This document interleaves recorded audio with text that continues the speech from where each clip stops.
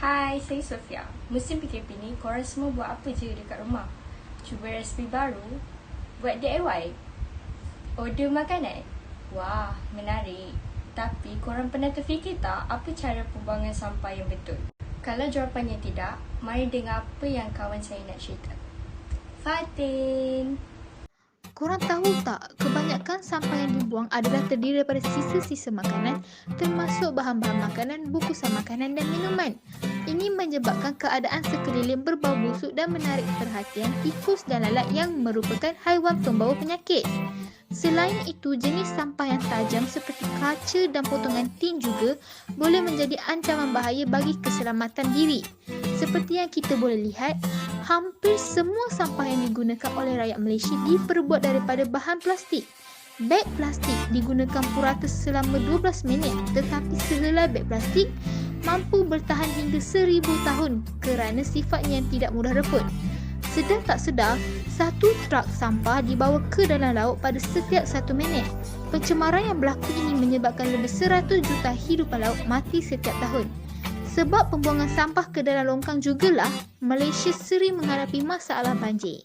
Jadi, macam mana kita boleh selamatkan alam sekitar kita? Kita boleh mulakan dengan mengelaskan sampah kita kepada dua, iaitu sisa organik dan sisa bukan organik. Contoh sisa organik adalah seperti kayu, tisu, daun dan sisa makanan. Sisa bukan organik pula terdiri daripada plastik, besi, barang mudah pecah dan peralatan elektronik. Sebagai alternatif, kita boleh membuat baja kompos daripada sisa makanan seperti sayur-sayuran, kulit buah limau dan tulang ayam atau daging. Pengkomposan ialah proses penguraian dan penstabilan bahan organik secara biologi bagi menghasilkan produk akhir yang bermanfaat. Seterusnya amalan 3R, reduce atau kurangkan merujuk kepada pengurangan kuantiti produk yang digunakan bagi menjimatkan penggunaan sumber semula jadi. Maksudnya, kita perlu memberi perhatian kepada barang-barang yang dibeli, dihasilkan dan dibuang. Oleh itu, beli apa yang perlu sahaja dan kurangkan pembelian yang tidak perlu bagi mengurangkan hasil sampah kita.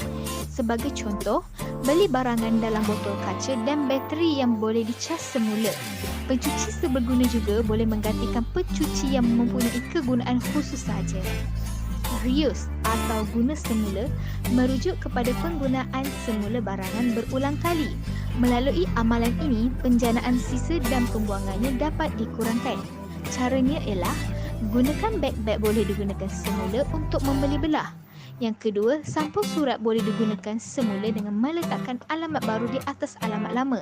Ia juga boleh digunakan sebagai kertas scrap. Bekas-bekas plastik boleh digunakan untuk menyimpan barangan di rumah. Yang paling penting sekali, recycle iaitu kita semula. Kita mengitar semula dengan menghasilkan sisa dan kemudian menyalurkannya kepada organisasi atau kilang-kilang yang memprosesnya semula supaya menjadi produk baru untuk kegunaan kita. Simbol antarabangsa untuk kita semula adalah Mobius Loop, sebuah bulatan khas yang mencadarkan satu kitaran yang berterusan. Kita boleh mencari cara untuk kitar semula setiap bahan seperti kertas, plastik, logam dan kaca. Bahan-bahan lain seperti perabot, barangan elektronik, bahan pembinaan dan kenderaan juga boleh dikitar semula. Kita juga boleh mengitar semula dengan mengasingkan bahan-bahan mengikut jenisnya. Amalan ini selaras dengan konsep penggunaan tong sampah kitar semula.